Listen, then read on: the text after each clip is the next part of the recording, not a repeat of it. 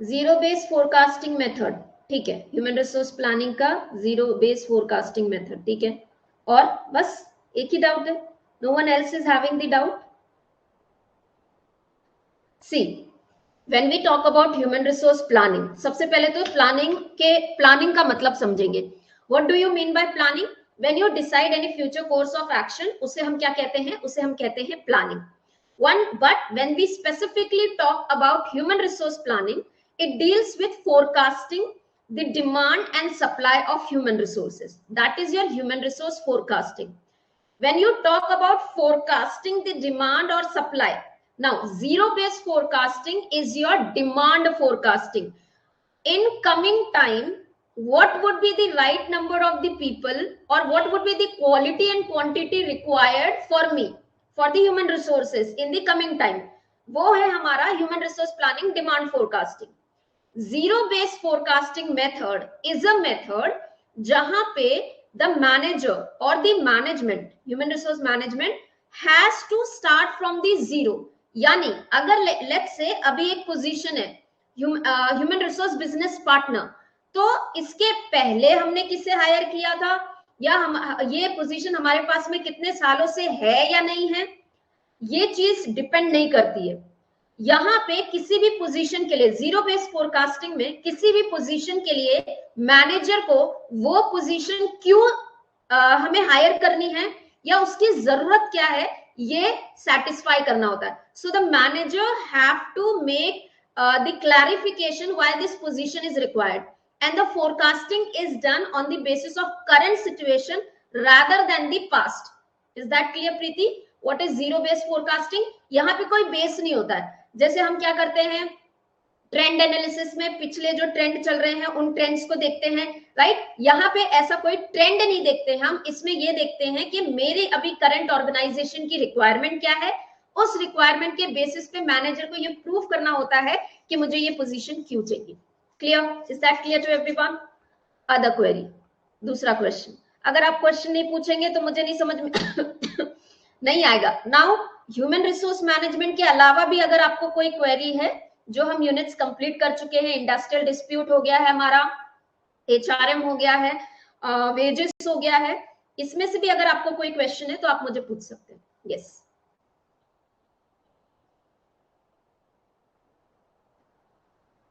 चंदा Sneha, good morning. No query?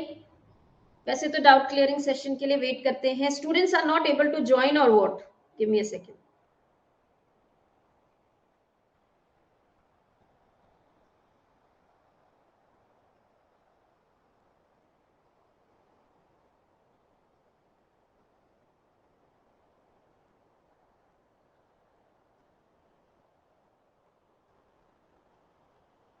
This method is exactly opposite to the trend analysis. Yes, you can say this method is exactly opposite to the trend analysis. Trend analysis में हम क्या करते हैं, trend analysis में हम identify करते हैं कि ट्रेंड क्या चलते आ रहा है, ठीक है, उसे हम ट्रेंड एनालिसिस कहते हैं। उसके बाद में रेशियो एनालिसिस होता है। रेशियो एनालिसिस में रेशियो आइडेंटिफाई करते हैं between the sales and the people, या production and the labour required, या किसी भी तरीके का रेशियो आइडेंटिफाई करके। रिग्रेशन एनालिसिस में टू वेरिएबल्स होते हैं, डिपेंडेंट वेरिएबल्स, इंडिपेंडेंट वेरिएबल्स। इन दो वेरिएबल्स के बीच में क्या रिलेशनशिप है, दैट इज रिग्रेशन एनालिसिस, ठीक है। और scatter plot, dependent variables, independent variables में relationship on the graph, the degree, ठीक है, किस डिग्री तक है, यानी कोई एक चीज किसी एक डिपेंडेंट वेरिएबल इंडिपेंडेंट वेरिएबल पे किस डिग्री तक डिपेंडेंट है, वो हम स्कैटर प्लॉट से आइडेंटिफाई करते हैं। रिग्रेशन एनालिसिस में क्या करेंगे, केवल और केवल रिलेशनशिप आइडेंटिफाई करेंगे। स्कैटर प्लॉट में क्या करेंगे कि किस लेवल तक, किस डिग्री तक वो रिलेशनशिप है, उसको आइडेंटिफाई करते हैं हम स्कैटर प्लॉट में, जहां पे हम अलग अलग नंबर ऑफ वेरिएबल्स को ध्यान में रखते हुए प्लॉटिंग करते हैं और एक लाइन या एवरेज वहां पे आइडेंटिफाई करते हैं। Question, another doubt? See, I always tell you doubt clearing session बहुत important होता है। Which methods are quantitative and which methods are qualitative? Do you want me to explain the difference between the qualitative and quantitative? Quantitative किसको बोलते हैं, qualitative किसे बोलते हैं? Is that so Rishabh? Give me a moment, let the students.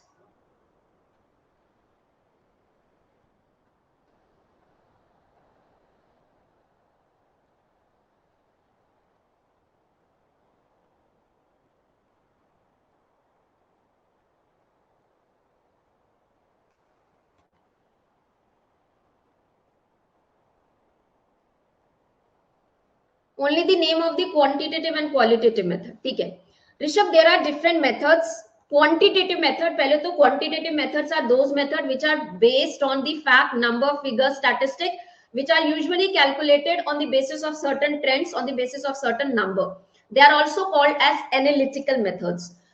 Qualitative methods are those methods which are based on subjective. The management, the department, the people those who are doing the forecasting, they do the forecasting just on the basis of their subjective knowledge, experience, expert experience. ठीक है, expert advice, that is qualitative method. Qualitative methods को हम non analytical methods भी बोलते हैं. अब quantitative method के अंदर में, in the quantitative method we have managerial judgment. Managerial judgment is the method where the managers, through their judgment, understanding the old trends, understanding through their experience, वो अपने judgment देते हैं in figure. Trend analysis, scatter plot, regression analysis, ये है quantitative method. Simulation, flow models, ये भी quantitative method. Quality में Delphi technique, nominal group method, zero base forecasting, then your nominal technique, Delphi technique, zero base forecasting, brainstorming method, ये सारे के सारे methods क्या हैं? ये क्वालिटेटिव मेथड्स हैं. Graph of number of worker required and number of the unit produce and the degree of dependence of required the product is the scatter diagram. Yes Preet, correct.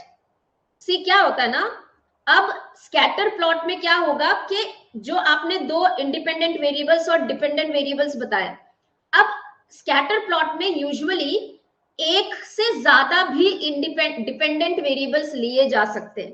ठीक है, और वो किस डिग्री तक रिलेटिव है ये identify करते हैं. Rishabh, did I answer your question?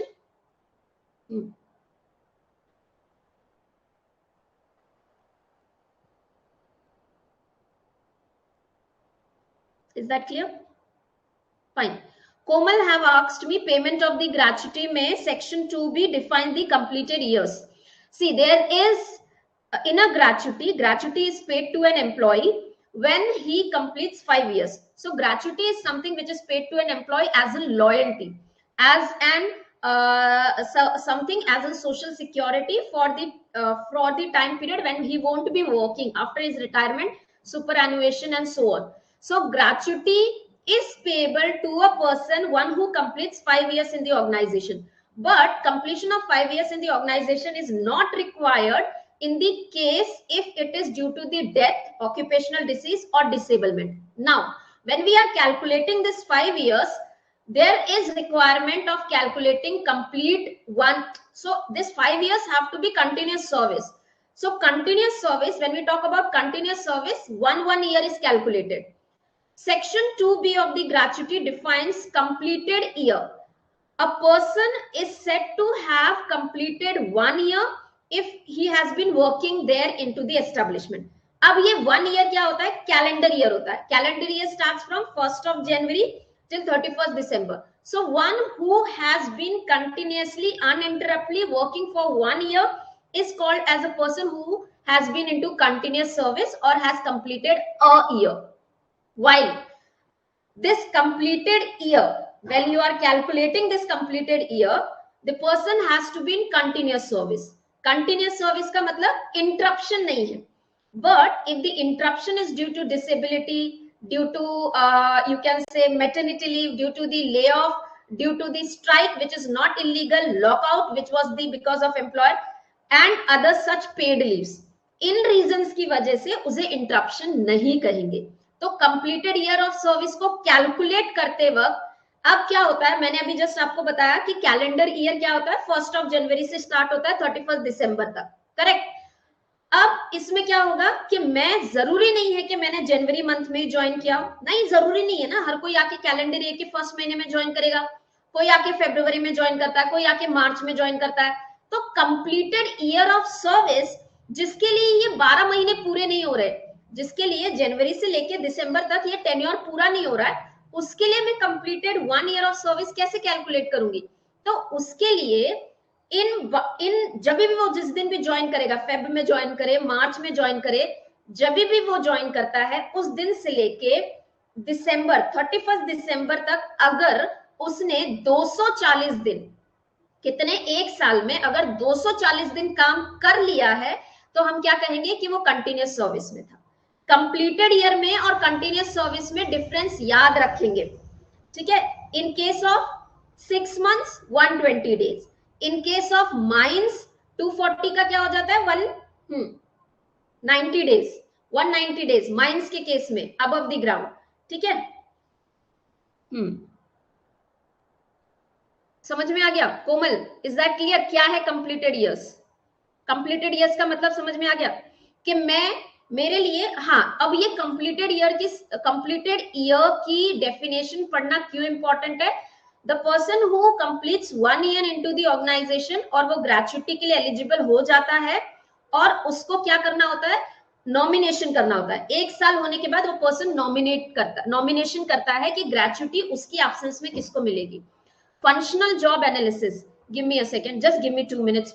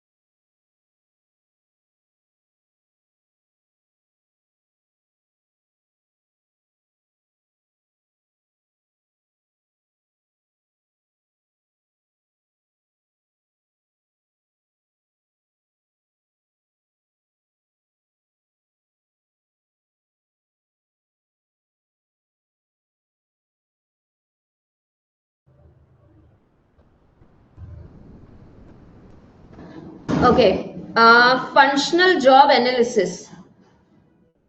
Praveen, am I audible? Everyone, am I audible?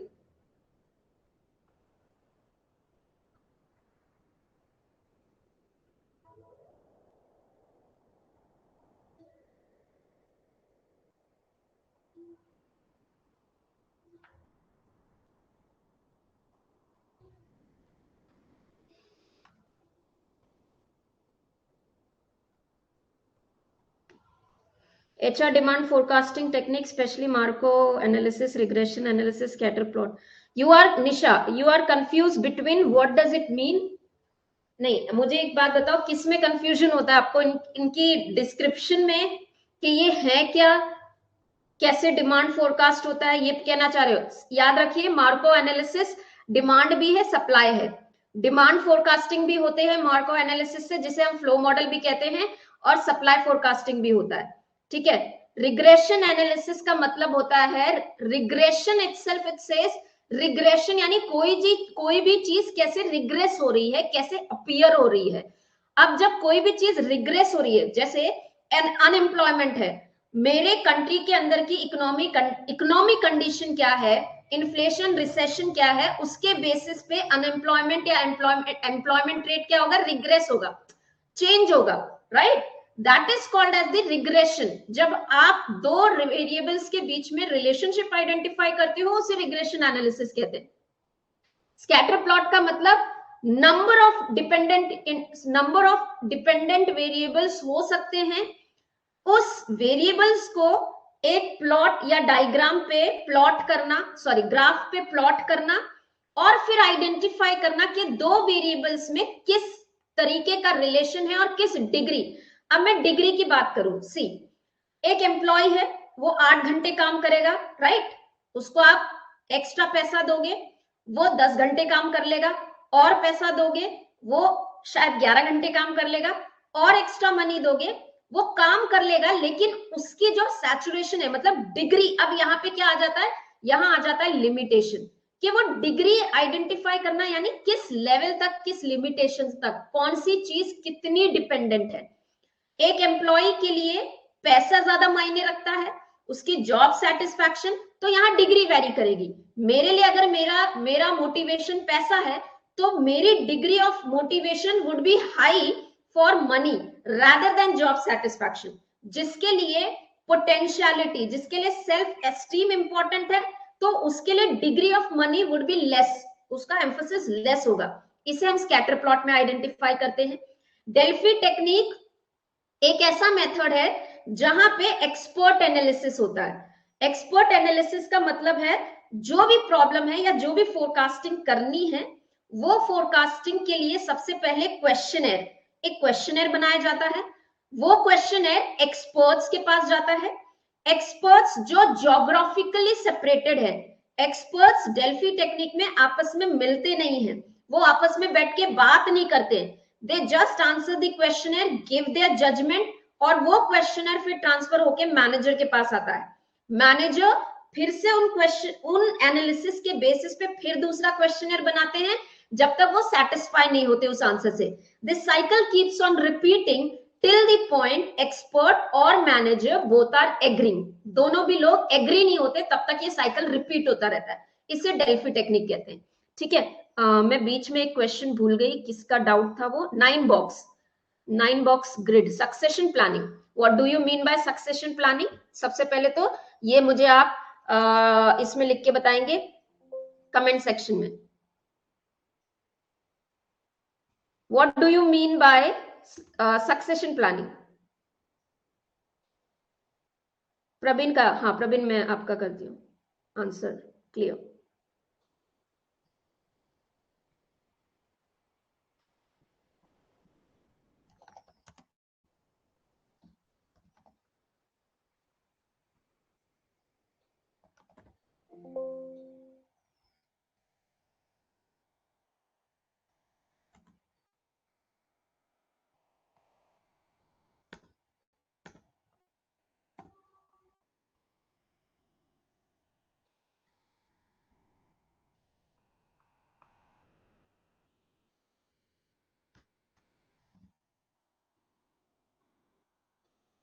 हाँ, फंक्शनल जॉब एनालिसिस भी बताती हूँ।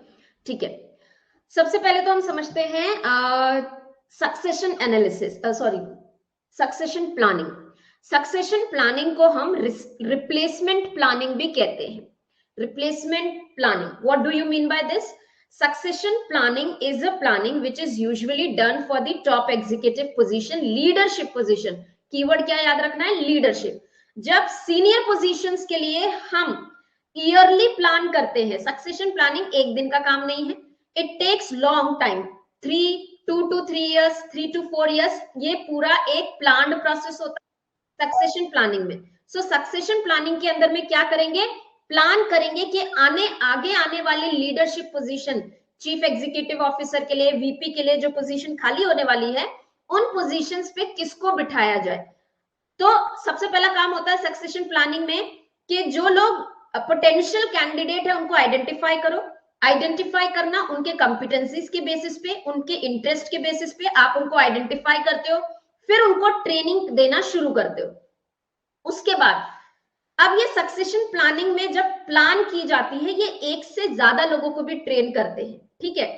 ये जो आइडेंटिफिकेशन का मेथड है कि कौन कैसा रहेगा, कि किस कैंडिडेट का परफॉर्मेंस कैसा रहेगा, मैंने अगर 4-5 लोगों को सिलेक्ट किया, ए बी सी डी को मैं किस बेसिस पे सिलेक्ट करूंगी, वो एक तरीका होता है आपका 9 बॉक्स ग्रिड मेथड। ठीक है, मैं आपको एक शो करती हूं, 1 मिनट। ठीक है, this is your 9 grid method और 9 बॉक्स ग्रिड मेथड। इसके अंदर अगर आप देखेंगे, so we have 2 dimensions, potential, performance. जब मैं सक्सेशन प्लानिंग करती हूं, अगर एक एम्प्लॉय जिसको डेवलप किया जा रहा है वो लो एट परफॉर्मेंस है, लो एट पोटेंशियल है, तो वो रिस्क है। उसको मैं क्यों सेलेक्ट करूं? ना ही वो परफॉर्म कर पा रहा है, ना ही वो पोटेंशियल रखता है, तो वो क्या है? रिस्क है। अगर वो मॉडरेट पोटेंशियल रखता है और लो परफॉर्मेंस है, तो inconsistent player. If he is high at potential, low at performance, potential gem है, उसके अंदर पोटेंशियल तो बहुत सारा है, वो किसी तरीके से परफॉर्म नहीं कर पा रहा है। One who is high at potential and moderate performance, उसे हम हाई पोटेंशियल कहेंगे। कोर प्लेयर जो दोनों चीजों में मॉडरेट होता है, ये लोग ऐसे होते हैं जिनकी वजह से यूजुअली बिजनेस को एक फ्लो मिलता है। एवरेज परफॉर्मर, जिनकी पोटेंशियल तो लो होती है लेकिन वो मॉडरेटली परफॉर्म करते रहते हैं। स्टार वो लोग, ये वाली जो है, ये जो 3 है लास्ट वाले, they are called to be important, या इन लोगों को अगर आप सक्सेशन प्लानिंग में यूज करोगे, they would be helpful. Star, जिनकी पोटेंशियल भी हाई है, परफॉर्मेंस भी हाई है। हाई परफॉर्मर, मॉडरेट पोटेंशियल है लेकिन हाई परफॉर्मेंस देते हैं। सॉलिड परफॉर्मर, लो पोटेंशियल है, उनकी पोटेंशियल बहुत कम है, उनमें शायद स्किल्स कम है लेकिन परफॉर्मेंस हर बार हाई देते हैं, they are solid performer. Is that clear? 9 box grid. क्या है ये? क्या आइडेंटिफाई करने के लिए है? ये सक्सेशन प्लानिंग करने के लिए है। Who asked me this question? Who asked me this question? Yes. अब है जॉब एनलार्जमेंट। 2 चीजें होती है रश्मि, एनरिचमेंट और एनलार्जमेंट। एनरिचमेंट का मतलब होता है मैं जो काम अभी कर रही हूं उसे ब्यूटिफाई करना, that is my enrichment. Beautify करना यानी मुझे ऑटोनॉमी देना, मेरे को उसमें और फ्रीडम देना। तो मैं अगर लेट्स से, मैं हमेशा एक एग्जांपल देती हूँ, एक कंपनी है जहां पे एक एम्प्लॉय है या फीमेल एम्प्लॉय है जो डिजाइनिंग कंपनी है, and she does a work of adding the buttons to the shirt. अब enrichment का मतलब क्या होता है? पहले तो enlargement समझते हैं। enlargement का मतलब क्या है? वो buttons लगा रही है, उसका काम केवल है बटन लगाना। enlargement का मतलब है उस बटन के साथ में उसको डक करने के लिए एक, जो हम हिंदी में काज बोलते हैं, या फिर होल्डर लगाना। तो ये क्या हो गया? उसी काम में enlarge कर देना। Same job, when you are adding the duties and responsibilities horizontally, उसे एनलार्जमेंट बोलते हैं। Addition of extra duties and responsibilities, इसे एनलार्जमेंट। एनरिचमेंट का मतलब होता है मैं बटन्स लगा रही हूं, उन बटन्स को पहले मेरा डिजाइनर मुझे लाके देता था, लेकिन अब मुझे उसी काम में ब्यूटिफिकेशन या एनरिचमेंट मिली, ऑटोनॉमी मिली, कि अब मैं वो बटन्स का सिलेक्शन भी खुद करूंगी। मुझे एक अच्छा काम मिल गया ना, कि मैं अपना दिमाग, क्रिएटिविटी लगा के उन बटन्स का सिलेक्शन करूंगी। इसे हम एनरिचमेंट कहते हैं। एनरिचमेंट होता है vertical loading, responsibility vertically increase करना। Clear Rashmi? So now functional job analysis. पहली चीज तो इसको समझेंगे कि एनालिसिस, जॉब एनालिसिस का मतलब होता है finding the real worth of the job. किसी भी जॉब की रियल वैल्यू क्या है, उसे हम कहते हैं जॉब एनालिसिस। अब फंक्शनल जॉब एनालिसिस, पहली चीज, डिफरेंट मेथड्स आर देयर। ठीक है, there are different methods of doing the job analysis. Analysis is, sorry, मैं इवैल्यूएशन का डेफिनेशन आपको बता रही थी। एनालिसिस का मतलब है जेडी और जेएस, रियल वर्थ नहीं। I am so sorry for the wrong definition. Evaluation का मतलब होता है, इवैल्यूएशन का मतलब होता है क्या रश्मि, हॉरिजॉन्टल में आपका एनलार्जमेंट आता है, एनरिचमेंट वर्टिकल आता है, ठीक है। Job, functional job analysis, job analysis का मतलब होता है identifying the duties and responsibilities of the job and the people those who are going to do that job। यानी जॉब डिस्क्रिप्शन, जॉब स्पेसिफिकेशन का डिटेल्ड एनालिसिस करना, job का, किसी भी जॉब का, उसे हम जॉब एनालिसिस कहते हैं। जॉब एनालिसिस करने के अलग अलग मेथड्स हैं, क्वांटिटेटिव मेथड, क्वालिटेटिव मेथड, जिसे हम कई बार डिफरेंशिएट इस वे में भी करते हैं, worker oriented, work oriented. Worker oriented का मतलब है जब आप किसी जॉब की एनालिसिस करने के लिए उस वर्कर से, इंक्यूबेंट से या सुपरवाइजर से इंफॉर्मेशन लेते हो, जो वो काम कर रहा है, तो हम उसे कहेंगे वर्कर ओरिएंटेड। जो काम कर रहा है, मैं अगर अभी टीचिंग कर रही हूँ तो मुझसे इंफॉर्मेशन ली जाएगी, उसे वर्कर ओरिएंटेड कहते हैं। वर्क ओरिएंटेड यानी काम को देखकर, मुझसे नहीं पूछा जाएगा, मैं जिस तरीके से पढ़ा रही हूँ, मैं जो जो चीजें कवर कर रही हूँ, जो जो मेथड यूज कर रही हूँ, वो काम को देखकर जब एनालिसिस करते हैं उसे वर्क ओरिएंटेड कहते हैं। जो आपका फंक्शनल जॉब एनालिसिस मेथड है, ये एक तरीके का फंक्शनल यानी वर्क ओरिएंटेड मेथड है। अब फंक्शनल जॉब एनालिसिस मेथड के अंदर में क्या होता है, यहाँ पे फंक्शंस यानी किसी भी काम को करने के लिए, फंक्शन यानी किसी भी काम को करने के लिए, एचआर एक फंक्शन है, मार्केटिंग एक फंक्शन है, आईटी एक फंक्शन है, राइट। तो जहां पे आप फंक्शनल, उस काम में क्या क्या काम होता है, ठीक है, मैं आपको एक पीडीएफ शो करती हूँ, तब ज्यादा समझ में आएगा।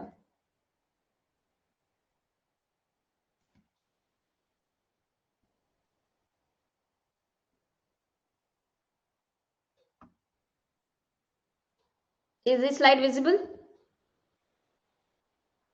स्लाइड विजिबल है प्रवीण? ठीक है। So it was developed by Sydney and fine associate. अब देखो, फंक्शनल जॉब एनालिसिस का मतलब होता है कि एक फंक्शनल, किस, एचआर एक फंक्शन है, मार्केटिंग एक फंक्शन है, a job analysis method where it attempts to identify work, what a worker does. ठीक है, समझिए, वर्कर डज, काम क्या हो रहा है, वर्कर कर क्या रहा है, और वो किस बेसिस पे, डेटा, पीपल एंड थिंग, तीन चीजें इस एनालिसिस में वर्कर के थ्रू आइडेंटिफाई की जाएगी। अब डेटा का मतलब क्या है कि जो फिजिकल रिसोर्सेज, डेटा यहाँ पे क्या है, फिजिकल रिसोर्सेज वो यूज कर रहा है। पीपल यहाँ पे क्या है, वो उसके सबऑर्डिनेट्स कौन है, उसके जूनियर्स कौन है, उसके सीनियर्स कौन है, वो उसका इंटरेक्शन कैसा है। People, that is your interpersonal relationship. Things का मतलब है यहाँ पे, सॉरी, हाँ, थिंग्स का मतलब है, थिंग्स का मतलब है फिजिकल रिलेशनशिप। डेटा का मतलब है यहाँ पे mental resources, sorry, I am extremely sorry, physical, किसी भी चीज की फिजिकल रिसोर्स को हम क्या कहेंगे, चीजें, things.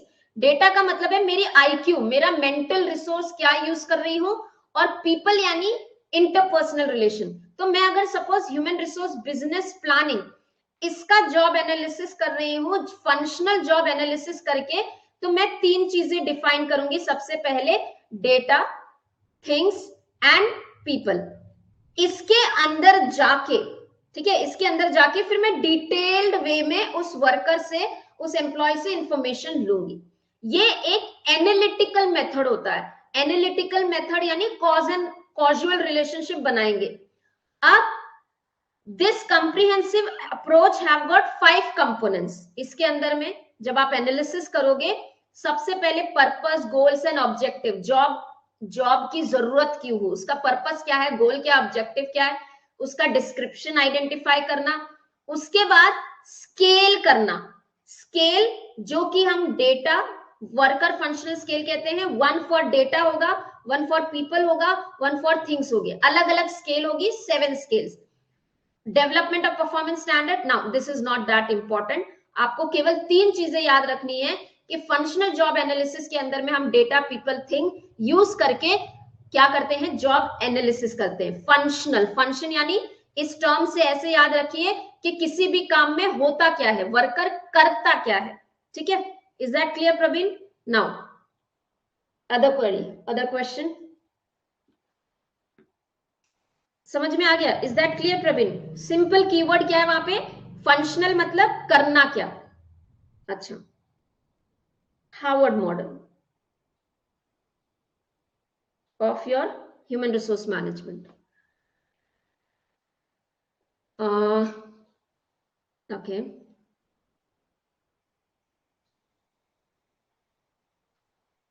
let me just present a plain slide.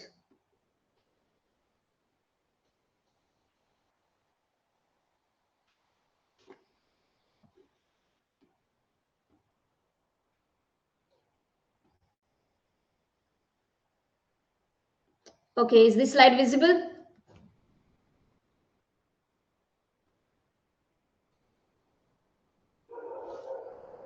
Is this slide visible? Blank है, blank slide. Now we have force distribution method और आपने एक और क्या पूछा? Force distribution method and bars. ये दोनों भी हमारे क्या हैं? ये दोनों हमारे परफॉर्मेंस अप्रेजल के मेथड्स हैं, ठीक है। अब what do you mean by performance appraisal? Evaluation of performance. What are the steps? 3 main steps involved in performance appraisal.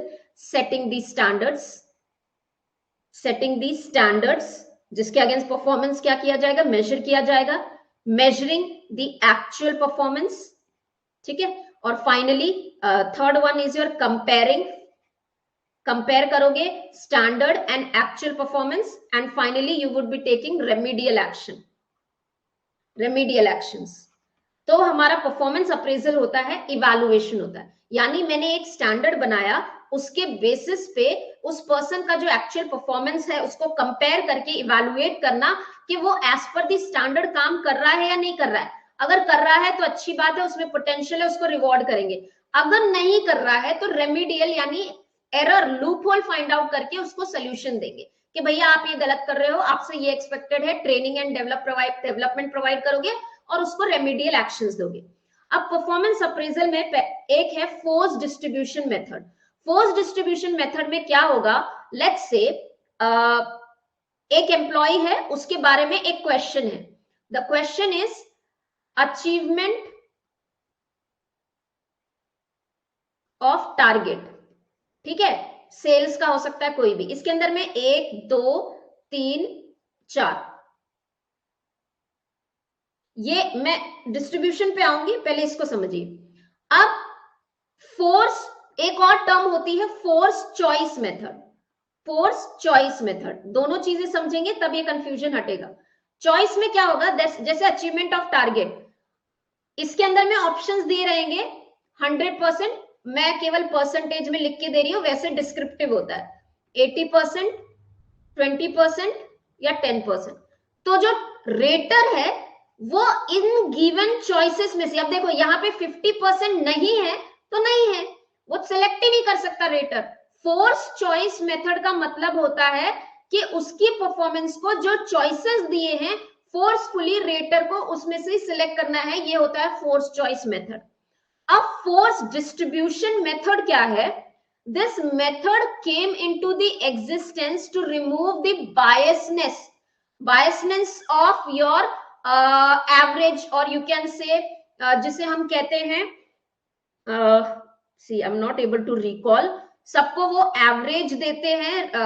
somebody please help me to recall the word, मेरे को अभी exactly याद नहीं आ रहा है, it is my own। so average देता है वो सबको, लीनियंट, हाँ लीनियंसी कह लो आप, एक लीनियंट तरीके के सबको रेटिंग सेम देगा। फोर्स डिस्ट्रीब्यूशन में क्या करते हैं कि ऑर्गेनाइजेशन को परसेंटेज ऑफ परफॉर्मेंस में डिवाइड कर देते हैं, जिसे हम बेल कर्व भी कहते हैं। बेल कर्व कहते हैं, बोला जाता है कि ये जो ऑर्गेनाइजेशंस हैं ये इस बेल कर्व को फॉलो करती है, हर ऑर्गेनाइजेशन। जहां आपके 10% पुअर परफॉर्मर होंगे, 20% आपके एवरेज परफॉर्मर होंगे, रादर या एवरेज परफॉर्मर होंगे, या इधर हम ले सकते हैं पुअर के ऊपर बेटर परफॉर्मर्स होंगे। 80% ये हो गया 10, ये हो गया 20, 30 हो गया 50% या 60% आपके क्या होंगे, एवरेज परफॉर्मर होंगे। उसके बाद में कितने हो गए, 60, 70, 80, 90 हो गए। 10% या 5% गुड परफॉर्मर होंगे और 5% एक्सीलेंट होंगे। तो इस तरीके से एक डिस्ट्रीब्यूशन बनाया जाता है और माना जाता है कि जो एम्प्लॉइज हैं वो इसी डिस्ट्रीब्यूटेड कर्व में लाई डाउन करते हैं। तो अब रेटर को ना हर एक एम्प्लॉय को इसी डिस्ट्रीब्यूशन कर्व में रेट करना होता है। Clear? BARS bars behaviourally anchored rating scale. अब बिहेवियरली एंकर्ड रेटिंग स्केल ये ना कॉम्बिनेशन है दो चीजों का, critical incident method and your ranking method, sorry rating method. What do you mean buy rating method? Rate करना किस एक गिवन स्केल पे। तो मेरा अगर लेट्स से टारगेट अचीवमेंट इसमें 1 से स्टार्ट होके 10 इज लोएस्ट, तो मैं किसी को 2 दे रही हूँ, 3 दे रही हूँ, 4 दे रही हूँ, 5 दे रही हूँ, 6। रेटिंग स्केल में क्या होगा कि रेट करोगे, कहाँ रेट कर रहे हो, और हर एक पॉइंट के लिए उसका डिस्क्रिप्शन होता है। ठीक है, हर एक पॉइंट के लिए क्या होता है, डिस्क्रिप्शन होता है कि 1 क्यों रेट करोगे, या 1 उनको दोगे जिन्होंने 10% या 20% का टारगेट अचीव किया, या बिलो 10% का टारगेट अचीव किया। हर एक पॉइंट के लिए स्केल में हर एक पॉइंट के लिए क्या होगा, डिस्क्रिप्शन दिया होगा। ये तो हो गया आपका rating method. Critical incident method में क्या होता है कि किसी भी जॉब को करने के लिए कुछ इफेक्टिव बिहेवियर होते हैं, कुछ नॉन इफेक्टिव बिहेवियर, यानी वो बिहेवियर जो जॉब को सक्सेस करेगी, सक्सेसफुल लेकर आएगी या बनाएगी, और कुछ बिहेवियर होते हैं जिससे फेलियर हो सकता है या सक्सेस अचीव नहीं होती है। सो अगर हम सेल्स की बात करें, वो effective behaviour and non effective behaviour को आइडेंटिफाई करना, जिसे हम कहते हैं क्रिटिकल इंसिडेंट्स। उन क्रिटिकल इंसिडेंट्स को आइडेंटिफाई करना सबसे पहले कि कौन से इंसिडेंट इफेक्टिव है, कौन से नॉन इफेक्टिव है। लेट्स से सेल्स के लिए कम्युनिकेशन, ठीक है, या इंटरपर्सनल रिलेशनशिप विद कस्टमर, ये इफेक्टिव बिहेवियर है। तो बार्स में क्या होगा, पहले तो रेट बनाएंगे, स्केल बनाएंगे, और हर एक क्रिटिकल बिहेवियर के लिए रेटिंग होगी। तो मेरा अगर कम्युनिकेशन है, इस कम्युनिकेशन के लिए 1 2 3 4 5 6 क्या रेट कर रहे हो। उसके बाद दूसरा है इंटरपर्सनल रिलेशन, क्या रेट कर रहे हो। इसे हम कहते हैं bars, behaviorally anchored rating scale. This is the modern method of performance appraisal. Is that clear? ठीक है, रिक्रूटमेंट इल पिरामिड, हार्वर्ड मॉडल पहले पढ़ते हैं हम। ठीक है, हार्वर्ड मॉडल किसी ने पूछा था मुझे।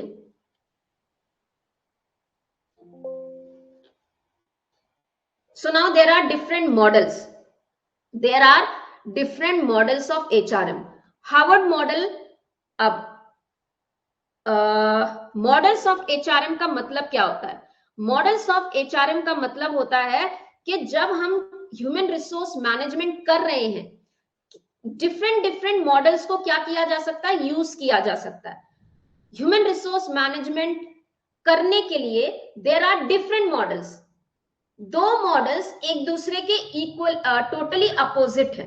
ठीक है, पहला है आपका फॉब्रम मॉडल, दूसरा है आपका हार्वर्ड मॉडल। दोनों का समझना जरूरी है, तब आप चीजों को समझ पाएंगे। ठीक है, Fombrun model, Fombrun's model, just a second,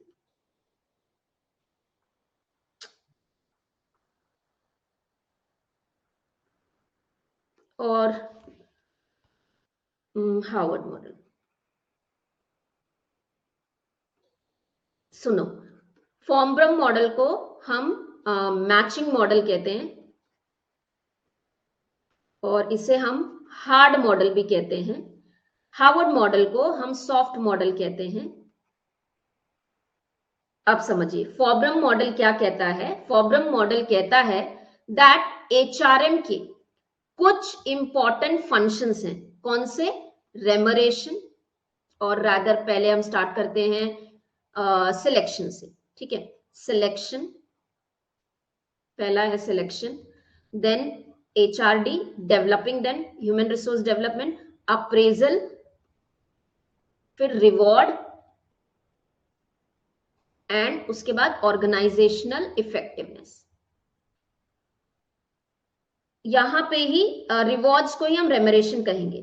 matching model या फॉब्रम मॉडल कहता है फॉर ह्यूमन रिसोर्स मैनेजमेंट क्या करना जरूरी है, इन फंक्शंस को selection will lead to human resource development, this will lead to appraisal, this will lead to reward, and this all together will lead to organizational effectiveness. Simple Fobram model कहता है that you need to match the different functions of the human resource management in such a way that it will lead to organizational effectiveness. Simple functions को match करो और organizational effectiveness लाओ। तो फॉब्रम model hard method है। क्यों? केवल और केवल ये फोकस करता है मटेरियलिस्टिक या फंक्शनल थिंग पे। हार्वर्ड मॉडल को हम सॉफ्ट मॉडल कहते हैं। हार्वर्ड मॉडल कहता है कि जो भी एचआर पॉलिसीज बनती हैं या जो भी प्रैक्टिसेस होती हैं ऑर्गेनाइजेशन के अंदर में, ये इफेक्टिव या इनका इफेक्ट होता है किसके ऊपर? सॉरी, इन पॉलिसीज, ये पॉलिसीज किससे इफेक्ट होती हैं? So I will write here diagram. So HR policies, then HR outcome, और उसके बाद में होता है आपका लॉन्ग टर्म कॉन्सिक्वेंसेस। ठीक है, और ये इफेक्ट होती हैं आपके स्टेक होल्डर्स से और आपका सिचुएशनल फैक्टर से। आप समझिए, हार्वर्ड ने क्या कहा कि जो भी एचआर पॉलिसीज आप बनाएंगे ऐसे ही नहीं बनती है, वो केवल मैच करने से नहीं बनेगी। आपने फंक्शंस उठाए और उनको उनके बेसिस पे पॉलिसीज बनाना शुरू कर दिया, नहीं। इनका कहना है जो भी एचआर पॉलिसीज बनेगी, स्टेक होल्डर्स होते हैं, स्टेक होल्डर्स लाइक गवर्नमेंट है, ट्रेड यूनियन है, कस्टमर्स हैं, उसके बाद में आपके बिजनेस पार्टनर्स हैं, इन सबका रोल होता है आपकी पॉलिसी को बनाने में। इसके अलावा सिचुएशनल फैक्टर, सिचुएशनल फैक्टर यानी मैनेजमेंट की फिलॉसफी क्या है, वर्कफोर्स की कैरेक्टरिस्टिक्स क्या है, कैसे लोग आपके पास में, डाइवर्सिटी कितना है, लेबर मार्केट कितना है, डिमांड एंड सप्लाई कितना अवेलेबल है, टेक्नोलॉजी मार्केट में क्या है, ये सारे सिचुएशनल फैक्टर भी एचआर पॉलिसीज को फ्रेम करते हैं। ये एचआर पॉलिसीज आपको एचआर आउटकम देंगे और HR outcome ultimately long consequences बनाते हैं ऑर्गेनाइजेशन के लिए। सो हार्वर्ड मॉडल का कहना है कि किसी भी एचआर को मैनेज करने के लिए या एचआरएम पॉलिसीज को फ्रेम करने के लिए स्टेक होल्डर का इफेक्ट और सिचुएशनल फैक्टर का इफेक्ट अंडरस्टैंड करना बहुत जरूरी है। Is that clear? किसने पूछा था मुझे Harvard model?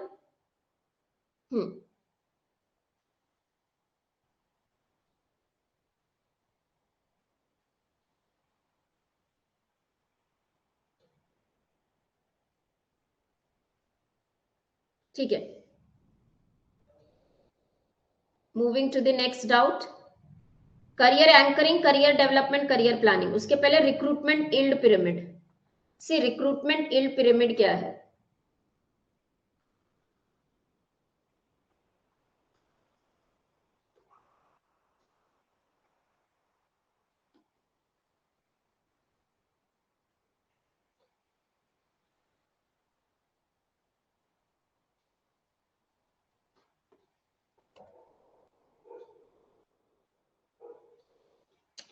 Oh, my pen is not working. Give me a second.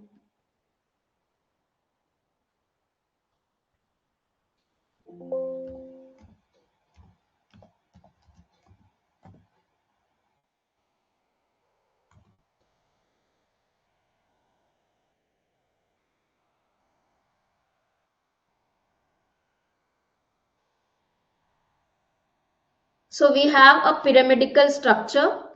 यहाँ पे होता है लीड जनरेटेड का रेशियो जो होता है 6:1, 1200. Then you have candidates invited,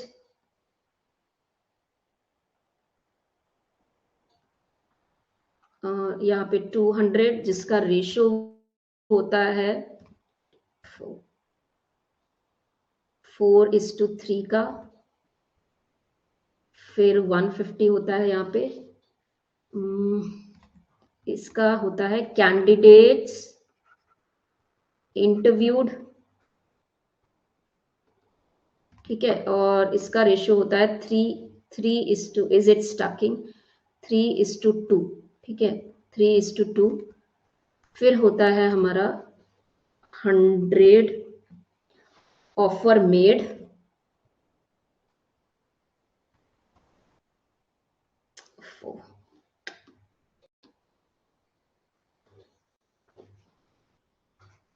offer made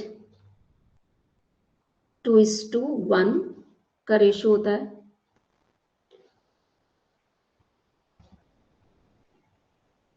and finally 50 new hire. See, what is recruitment yield pyramid? Recruitment yield pyramid is a historical arithmetic diagram or a pyramid which shows a relationship. ये एक relationship show करता है between the lead generated and the new hires. यानी एक ऐसा pyramidal structure जहां पे हमें identify यानी नए, so let's say if I have to hire 50 new people, how many lead need to be generated? Out of this lead generated, how many people would be invited for interview? Out of this invited people, how many people would be interviewed? सभी जरूरी नहीं है ना कि interview के लिए turn up होंगे। कितने इंटरव्यू करने के बाद आप सबको ऑफर लेटर तो नहीं करते हो, ऑफर नहीं भेजोगे, वो रेशो। एंड फाइनली जिनको आप ऑफर भेजते हो उसमें से भी सारे आपको ज्वाइन नहीं करते। So recruitment yield pyramid is used by an organization to identify that in order to hire certain number of the employees, what is the lead to be generated? Lead generated यानी मेरे को अगर 50 लोगों को hire करना है तो कितने लोगों का पूल क्रिएट करना पड़ेगा। इसे यील्ड पिरामिड क्यों कहते हैं? क्योंकि हर एक लेवल पे आप देखेंगे पोर्शन या रेशियो कम होता जाता है, यील्ड हम लोग आइडेंटिफाई करते हैं कि हमने क्या हासिल किया। 1200 लीड जनरेटेड, जो भी लीड आप जनरेट करते हो 6:1, ठीक है, उसमें से जो लीड जनरेट करोगे उसका 6:1 का रेशियो आप कैंडिडेट को इनवाइट करते हो। 200 हो गया।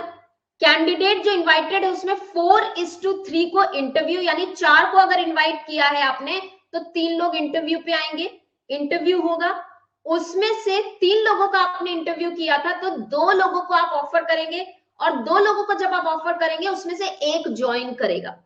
This is considered to be a standard ratio. इसको एक स्टैंडर्ड रेशियो मान के इसे रिक्रूटमेंट में यूज किया जाता है। Is that clear? Who asked me this?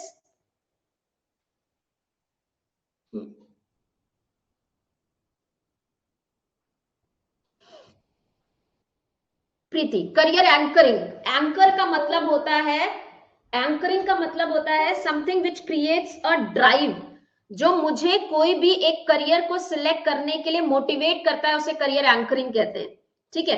Career planning का मतलब होता है एज एन इंडिविजुअल मेरा क्या इंटरेस्ट है, मेरी क्या स्किल्स है, मेरे क्या नॉलेज है, उसके बेसिस पे मैं करियर अपॉर्चुनिटीज आइडेंटिफाई करके अकॉर्डिंगली उसकी प्लानिंग करती हूँ, एक्शन प्लान करती हूँ। करियर डेवलपमेंट ये है कि जब मैं जो काम कर रही हूँ उसमें टाइम के हिसाब से अपने आप को ट्रेन या डेवलप करवाना। करियर डेवलपमेंट का जो प्रोसेस होता है ये एम्प्लॉयर्स करते हैं। एम्प्लॉयर प्लान करता है कि within the organisation how they can help the employees to develop themselves, ठीक है, क्लियर। रेमरेशन और कंपनसेशन में दुनिया इतना कोई डिफरेंस नहीं है। प्रतिभा अगर आप ह्यूमन रिसोर्स मैनेजमेंट के टर्म्स में केवल उसमें टर्म्स में बात करेंगे, कंपनसेशन और रेमरेशन का मतलब एक ही है, लेकिन जब आप एक तरीके से इसको बाइफरकेट या डिफरेंशिएट करने की कोशिश करेंगे, कंपनसेशन यानी किसी भी चीज के अगेंस्ट कंपनसेशन देना, एक्सीडेंट हो गया, मैटरनिटी हो गई, ले ऑफ हो गया, रिट्रेंचमेंट हो गया, कंपनसेट करना, ठीक है। तो सैलरी भी एक तरीके का कंपनसेशन है अगेंस्ट दी सर्विसेज, बट वहां पे कोई लॉसेस नहीं माना जाता है, तो हम उसे रेमरेशन कहते हैं। कंपनसेशन को और लॉ लेजिस्लेटिव टर्म में अगर हम डिफाइन करेंगे तो जहां पे आप कंपनसेट करते हो किसी भी लॉस के अगेंस्ट में, ठीक है? Is that clear to everyone? Now I hope the doubts are clear, सारे ही मैंने सबके क्लियर कर दिए हैं। या anything left? Trend analysis, Deepika, पिछली साल मैंने कितने लोगों को हायर किया था? 10 का प्रोडक्ट बनाने के लिए मुझे 1 चाहिए था, तो रेशो क्या है? 10:1 का रेशो है। ट्रेंड को देखना कि मेरे 6 महीने से या लास्ट 1 साल से मैं कैसे कैसे लोगों को हायर करते आ रही हूँ, क्या मेथड यूज कर रही हूँ, कहां से किया है, वो ट्रेंड आइडेंटिफाई करके लोगों को हायर करना, that is trend analysis. Done? Is that clear to everyone?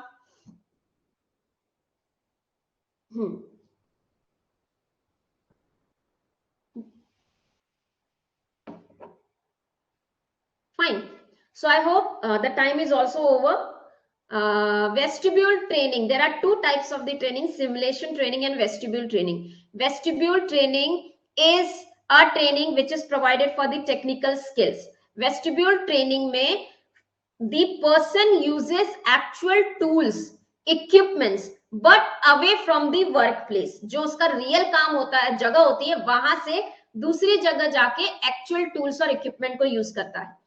Simulation training के अंदर में वर्चुअलाइजेशन होता है, रियल लाइफ सिचुएशन बनाई जाती है, एक्चुअल टूल्स और इक्विपमेंट यूज नहीं होते। सिमुलेशन टेक्निक में मैनेजरल लेवल की ट्रेनिंग प्रोवाइड की जाती है, वेस्टिब्यूल ट्रेनिंग में टेक्निकल स्किल्स प्रोवाइड किए जाते हैं। Clear? Any query other?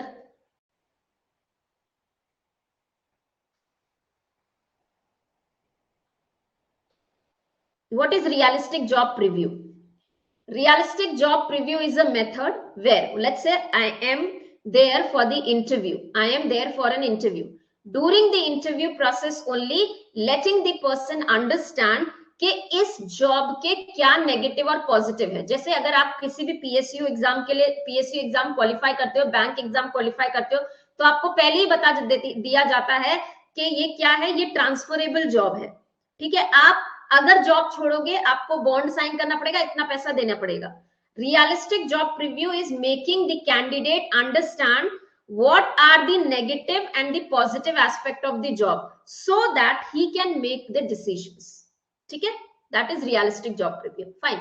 So almost I hope every doubt is clear. इसके अलावा अगर कोई डाउट आता है हम नेक्स्ट डाउट क्लियरिंग सेशन में देखेंगे।